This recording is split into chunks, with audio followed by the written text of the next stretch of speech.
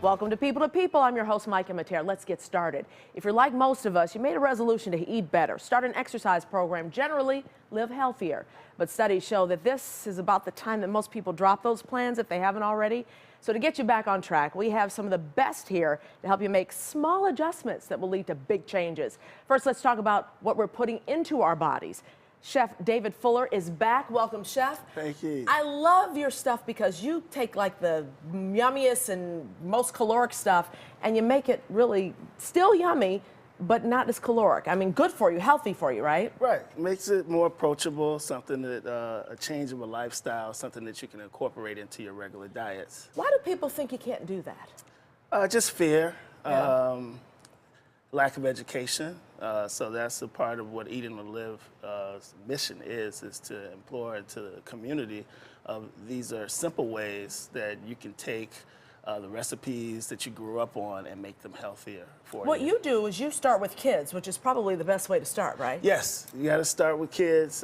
When we get them in high school, and also we have some elementary school summer programming, and we all start with food identification because we make elaborate food to introduce them to different foods, and they're like, we don't eat that, we don't eat that. And the stuff that they Immediately don't eat, they're like, no. we don't eat that Yeah. is because it's a lack of familiarity of the vegetables. That's not what they grew up with. That's not what they've comforted with by their parents and things like that. So yeah. that's what's going on, what's being shopped in the home, in the grocery store. So we have to change all those eating habits. And you were a chef when you were real little. You started. Yes, it started when I was a little boy cooking. So my mom taught me how to cook, and that's where my passion for food kind of took place. And then when I was in college, that's when I started to get introduced to different eating habits, and that's when I stopped eating pork for the first time. I used to love smothered pork chops, especially going to school in the South and in Florida, and it just took a life of its own.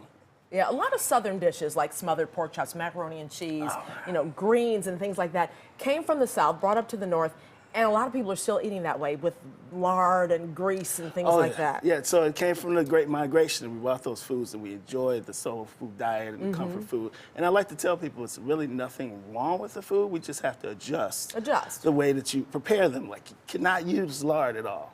That's a no-no. That's a no-no. And do you find that when folks are doing that, that they feel better, their bodies feel better about it? I think once you make that transition, your body accepts that. And also with the soul food diet, by having so many starches on the plate, if you look at people, you got macaroni and cheese, you got dressing, mashed potatoes, you got mashed potatoes, and then you got meat.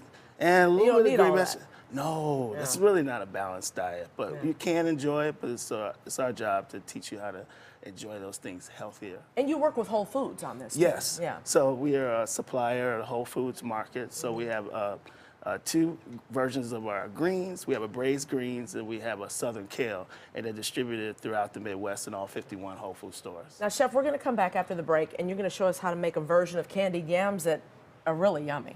Yes, we're going to bring you up to the modern time. All right. We're going to be back with that. More with Chef David after the break.